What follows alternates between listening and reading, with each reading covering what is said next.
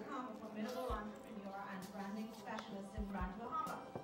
Fernando obtained a bachelor's degree in marketing and international business from Johnson & Wales University in 2011 and is currently pursuing a GMBA in international business.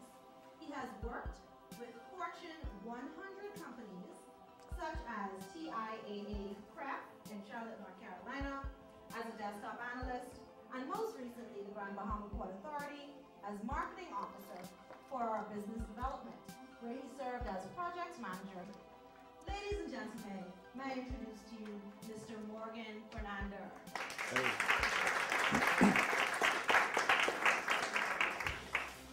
All right, good afternoon, everybody.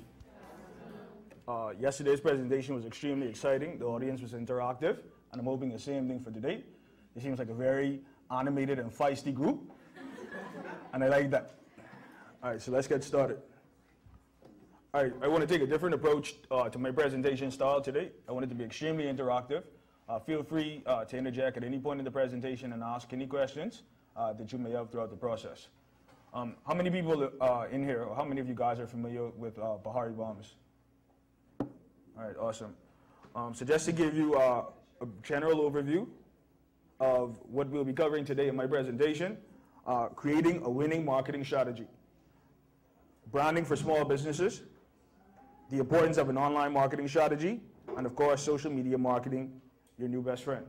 I think what a lot of you guys wanted to focus on is to see a real working example of what started out as a small business and how we're utilizing the e-commerce platform to expand our business and to generate revenue from all over the world. So I'm very excited to be here today, first and foremost. Just to give you a general overview of the company, we're a 100% wholly owned Bahamian company.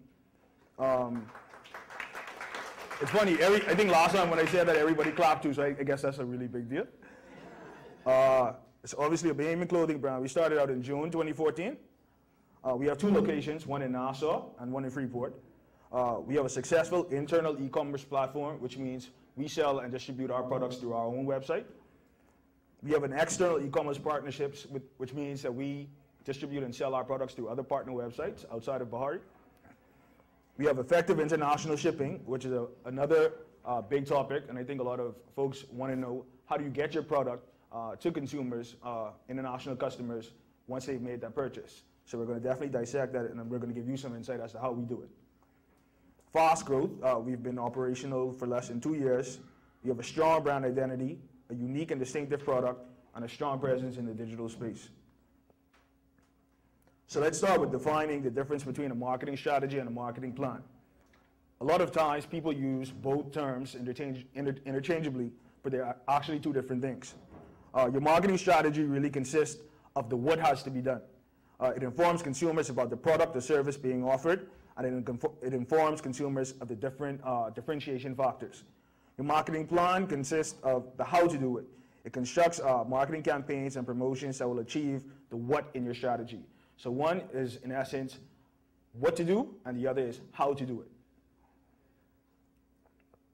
The ultimate goal of any marketing strategy is to really help you grow your business, increase your brand awareness, and ultimately gain more customers and sales. So how does it work? Developing awareness of your brand, who you are, what you offer, and why consumers should spend their money with your business. In order for a marketing strategy to be successful, it must be multifaceted, realistic, and implemented consistently over time. And essentially what that means is you can't necessarily focus on one tier or one part of the marketing. You have to ensure that you touch on all different facets and aspects, whether it's print media, digital media, online media, e-commerce, and so forth and so on. Depending on the resources, there are a number of ways in which you can approach your marketing strategy. I know a lot of folks, I guess when they see Bahari as an example, and you see the type of marketing and the content that we develop, you think huge, large budgets, and a lot of money. There are certain costs that are associated with marketing on a certain level, but I would encourage small business owners to start where you can start. Your marketing plan and your marketing strategy should really be based off of the resources that are available to you. Whether it's a $100,000 budget or a $100 budget, use the resources that are available to you to get started and to ensure that your marketing. Is it Is this better? All right. I thought I was projecting my voice pretty well. All right, cool. All right, so your marketing plan is essentially the written description of your marketing strategy. It should detail specific activities that you intend to undertake, identify the audience and each activity is targeted to, specify how you're going to measure your success, be flexible enough to allow adjustments as necessary, and stipulate who on your team, externally or internally, is responsible for each activity. And essentially what that means is sometimes as a business owner, you have a lot of ideas every day, all day, a lot of concepts, put them to paper, outline them and write down those plans and your strategies and delegate and ensure that you have a group of people around you who can pull those off. Especially as a small business owner, you at times take on a lot. You don't necessarily have a huge team to delegate to, but everybody knows somebody that knows somebody that knows somebody. It really depends on your network that determines your net worth essentially. You may not be able to design your own graphics, but I'm sure you know somebody that you can employ and get to help you get started. So just really be adamant and commit yourself to just finding the resources, even when the capital resources may not necessarily be readily available. Another point that I didn't outline, but I want to drive home to you guys, invest in hiring the expert to do your marketing. There are a lot of DIY projects or ways to do things now, and a lot of business owners are feeling empowered that they can do it yourselves, and that's fine, but it shows. If you want a professional website, if you want your website to function properly, if you want it to be appealing, hire the person that's the expert in that field. The same thing applies for photography, videography, branding, and so forth and so on. If you're selling soaps, custom-made soaps, you're not going to hire an engineer to come and design your soaps for you. So why are you going to hire a graphic artist or a plumber to do your marketing? Everybody has a certain specialty, everybody has a certain level of expertise. Employ them. All right, so creating a winning strategy. Always evaluate your previous marketing budgets to identify the most successful advertising or marketing methods. Give it a larger share of your budget this year. Adjust your pricing and products to reflect the current economy. Use a template to make your plan more professional and accurate. There are templates and outlines that you can use. You don't have to reinvent the wheel. When you hear marketing strategy and you hear marketing plan, it seems a bit intimidating at first. There's a plethora of marketing plans and strategies online that you can use as templates. You don't necessarily have to write it from scratch. Take out the time and invest the time to research those templates and use what you need to use, take out what you don't need to necessarily use, and go from there. You don't have to write necessarily your marketing plan and your marketing strategy from scratch. Nowadays, you don't have to do anything from scratch. There's always a very, very vivid, sometimes good, sometimes bad examples of what to do in every aspect and dimension. So just use it as a reference point and improve it as needed for you and your particular business. What would you say has been some of the challenges that you may have faced in the Bahari brand that you can share with our members, with the participants? There's been a lot of challenges. I don't even know where to start. The one that comes to mind that we'll probably expound on later is shipping. Shipping platforms or shipping models locally, they're a bit antiquated in comparison to everywhere else in the world. So it's definitely been a trial and error process, but we have a specific section dedicated to that, and I'm going to give you guys all the insight and that we've been able to gather based off of trial and error. Any other questions? I think questions help improve the flow of the presentation. So please, if you have any questions or if there's anything that you need to know as it relates to something that we've discussed or about the brand in general, I'll be happy to continue on. Cool? All right. The most important point, invest in your brand.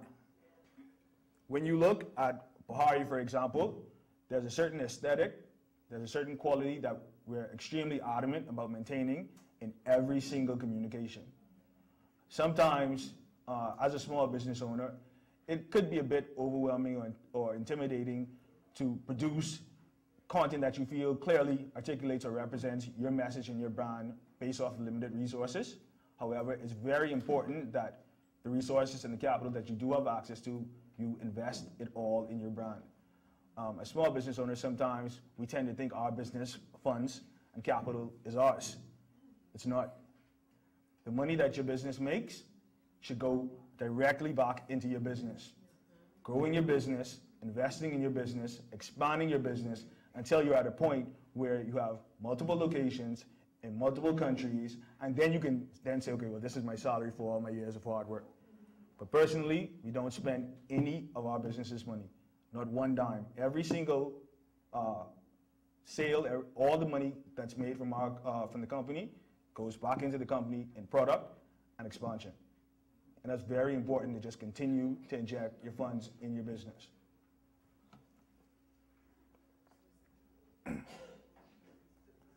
So this is probably the favorite segment of my presentation, branding for small business, or businesses rather. You hear the term a lot, branding. What's a brand? Do I own a brand? Owning a business is not necessarily owning a brand. A brand is essentially every touch point, every communication factor that your customers experience as it relates to your brand. It's the scent when they walk into your store. It's the look of your clothing, your packaging, or your product rather, not necessarily isolated to clothing. It's the way your employees greet your customers. It's the tone in your voice when you post on social media. It's really comprehensive. And it's those small factors and it's those small things that really contribute to your brand experience. For example, at both our Nassau and Freeport store, we went and got custom scents created. So whenever you walk in a Bahari store, whether here or in Nassau, there's a certain scent. You can probably smell it 10 feet up before you even come into the store. And if you notice, when you shop in places like Hollister and Abercrombie, they have a very distinctive scent. It makes you feel a certain sort of way. It makes you spend money. Yeah. So it's small, different things like that that improves your brand experience. It's how your employees look, how they speak, the packaging, your bags, it's everything. And it's those small details that really contribute to developing a brand and not necessarily a business. It's a brand and it's your brand that's going to differentiate you from every other competitor, from everybody else that's trying to do the very same thing that you're doing. It's that loyalty and it's that emotion that's conjured from your customers because of what it is that you do and how you do it. So it's very important to invest in developing your brand holistically, especially hiring an expert to do so.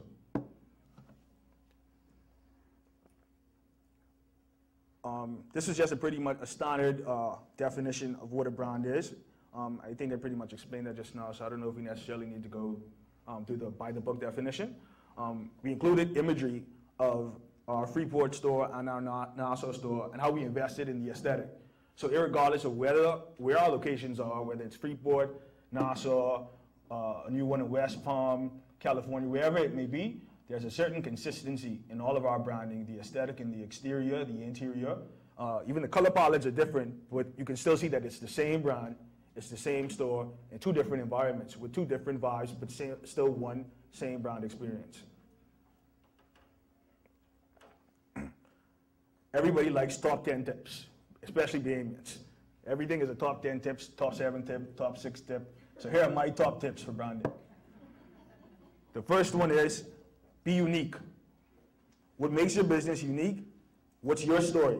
What do you do and others others that in your industry don't do? We're very passionate about ensuring that everything we do is different and is specific and tailored to us. Like I said, from the photos, videos, your packaging, your content on your website, every single thing has to be distinctively you. Before I go on to the next slide, I wanted to, again, elaborate and focus on the importance of really ensuring that your marketing works for you. Whether you invest huge sums of money or you may have a more modest budget, you have to ensure that your marketing communications articulate exactly what it is that you want your message to say, or that you want your customers to feel and experience. Sometimes we go overboard with excitement because it's our business and it's our passion. So sometimes we do a bit much, and then sometimes we don't do enough. But But in any event, it's very important to ensure that you employ a professional videographer to shoot your commercials. Ensure that you hire a professional content writer to write your content. And if you may not necessarily have those resources, again, work very, very hard in trying to ensure that if you are going to be the person to do it at the end of the day, that you do it exceptionally. I'm just going to start with, I think this was a commercial that we did in summer of last year. And after the video plays, I'll just give you a quick story. Is there volume working?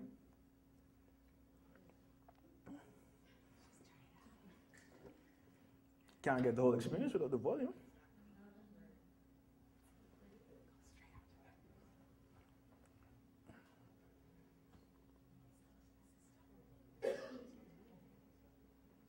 Where's ID when you need them?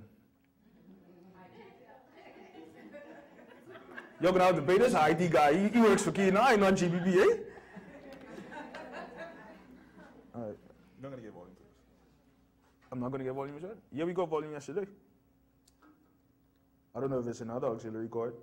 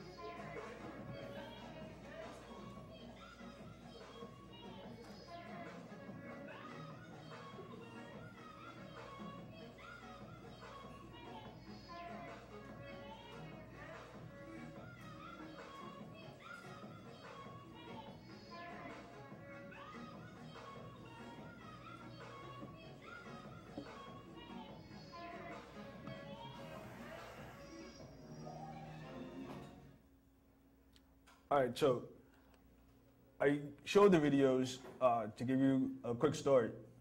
Last year, or on every year, we normally release about 4 or 5 collections, and we paid a video team for every single video shoot, maybe about $2,500 to $3,000 for every single video.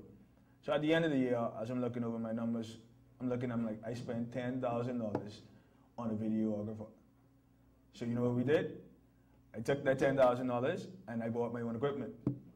So now we shoot our own commercials. So again, at some point you have to start. You want a certain standard, you want a certain aesthetic, so you have to empower yourself so that you can make those conscious business decisions. So again, I say that just to say you start somewhere. And whether it's a $500 commercial or whatever it is that you could afford, just be passionate about it, commit yourself to it, and just ensure that it represents you and your business properly. I have done countless commercials over and over and over again, some at my expense, just because I knew that it wasn't a good representation of the brand and the business and the vision that we have. And you have to have that same sort of dedication for you. And you have a question? Do you have a rough idea as to what the setup is of setting up a company Yes, definitely. Depending on how. You wasn't supposed to ask that on. There's nothing wrong with that. I think the Grandmama Port Authority wants business owners to be enterprising. They don't want to limit. All right. The question was a general estimate as to the fees for incorporating your business. I don't want to tell you a fee because you're going to go into it thinking that you're going to be paying that fee, but it really just depends.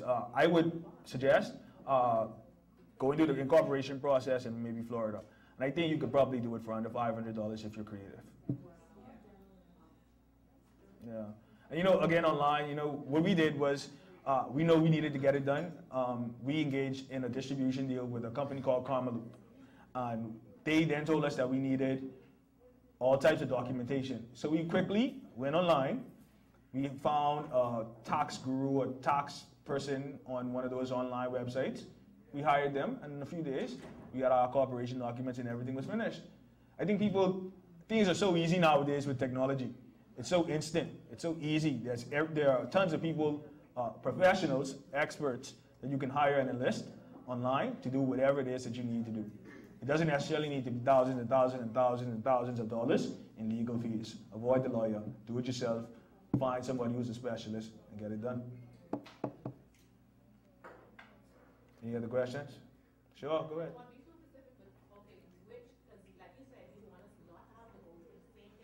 Of course, no.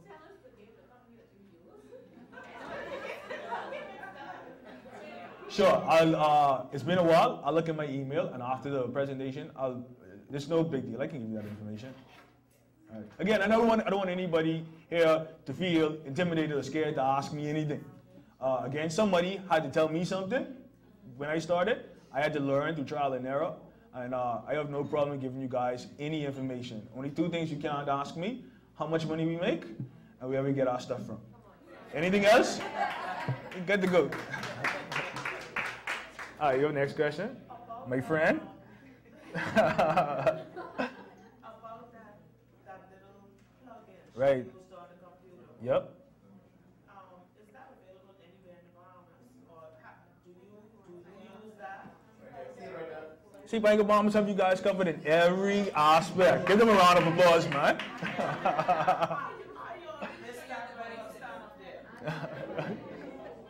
All right, you have a question in the back?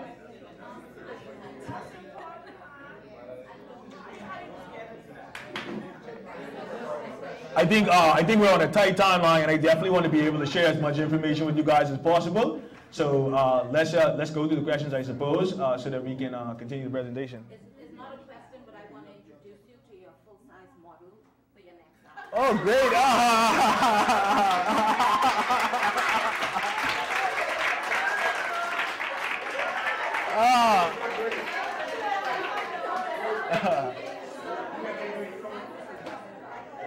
We would be delighted.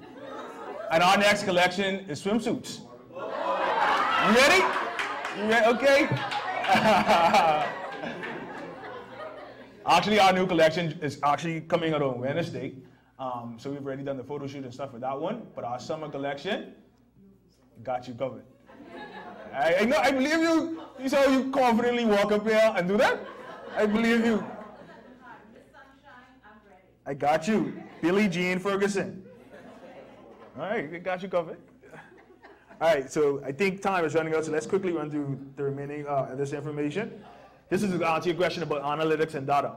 This is one of the advantages of using companies like Shopify or WordPress or just any online domain or platform. At any point in time, we can visit our website and I can see how many persons visited for the day, the month, the year, the week, so forth and so on. They also provide statistics that lets me know how many products are being viewed or who's viewing which products are receiving the least amount of views, which products are being added to the cart most, and that helps me to know which products we need to push a little harder that may not be getting the love and attention that they deserve on the website, and it helps us to really just be able to allocate properly in terms of marketing dollars.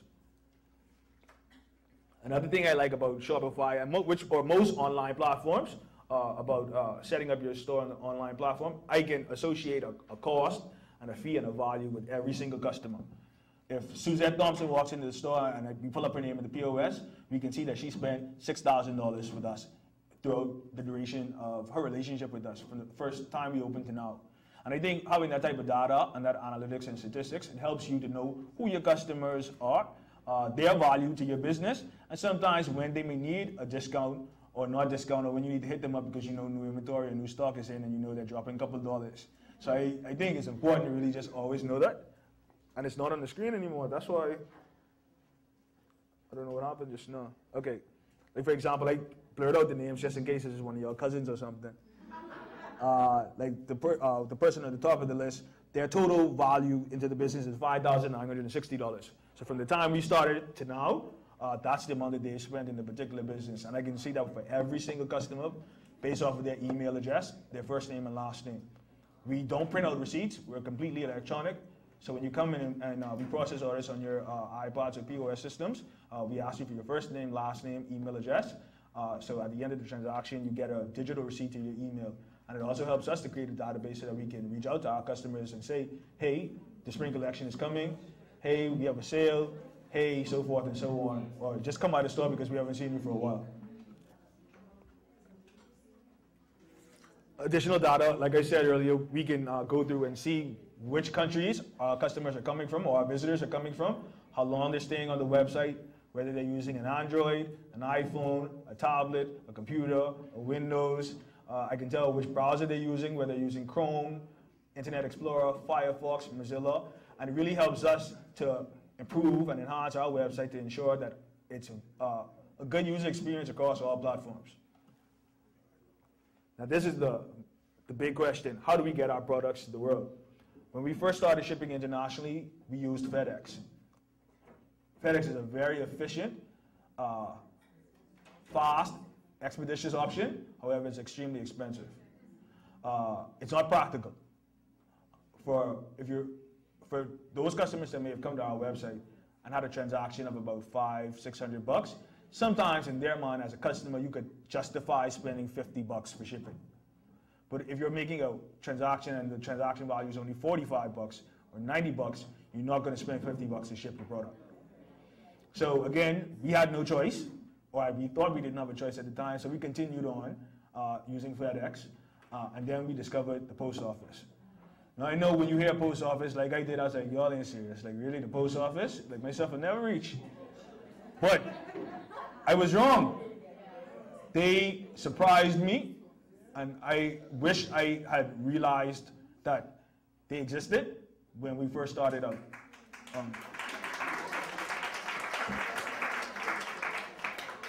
I think it's $15.65 with VAT.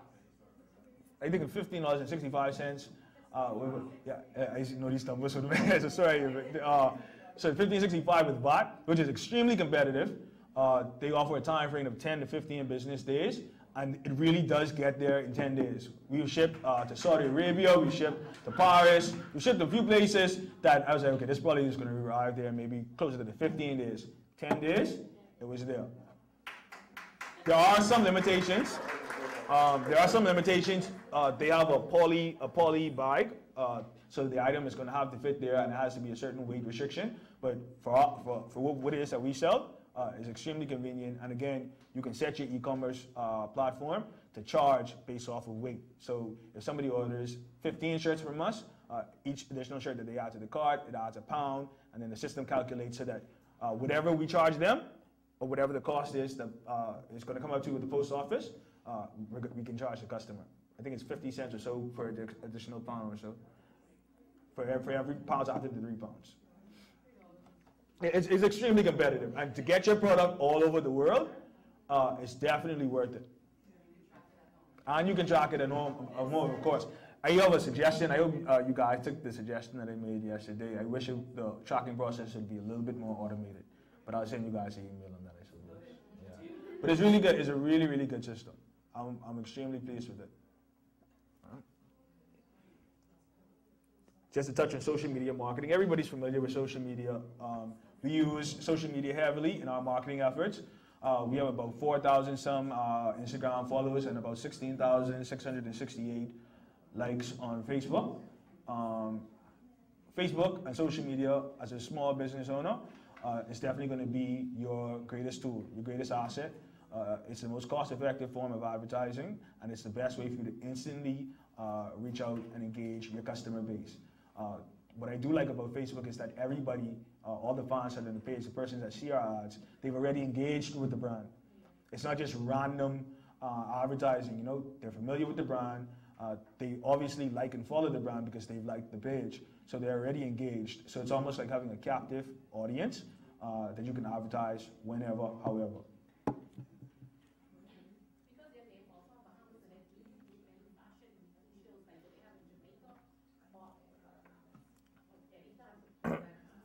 I tend to stay away from stuff like that.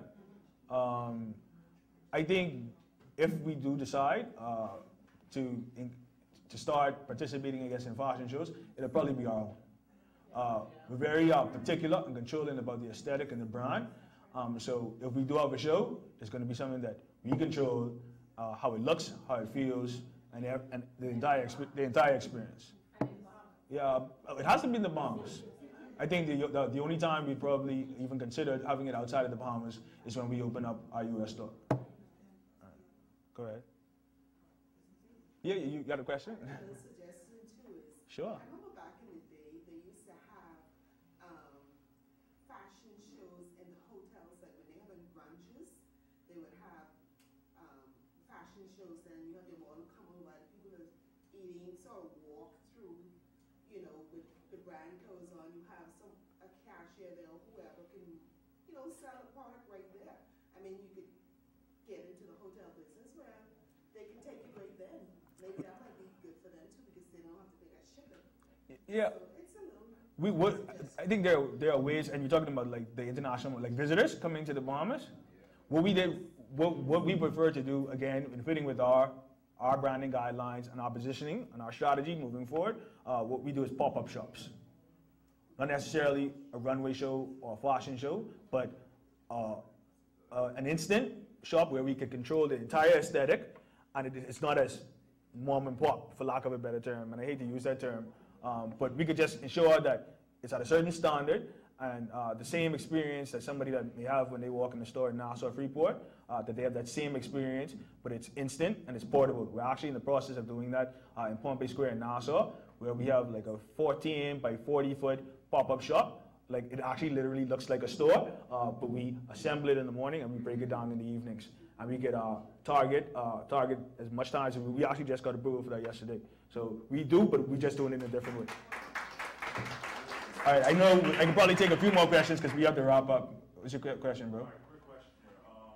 I know that New York and London are like top of the line. Have you ever thought about doing that? And then also Los Angeles, one particular time of the year, you cannot basically walk in LA at all because there's a mad crowd of fashion. Again, it's so many things that you can do. And again, we have a very, very, very strategic growth strategy for 3 years. I think our next move is, outside of necessarily getting vendors and additional distributors, is to have our own store. You know, that's really where the empowerment is. Not necessarily finding vendors, but I want to continue to open up multiple locations, not necessarily finding people to sell my product. I want to sell my own. So although it's in a long-term plan, I think immediately we want to probably reach out to have a location in West Palm Beach, strategically in West Palm Beach, then in California. I just continue to build locations, but that's not to say that if Macy's comes and says, Bahari, we want you in Macy's, it won't be. It really just depends on the alignment, the partnership, and the check. All right, so again, my name is Morgan Fernanda. It's been an absolute pleasure giving this presentation, and if you have any questions for me, just let me know.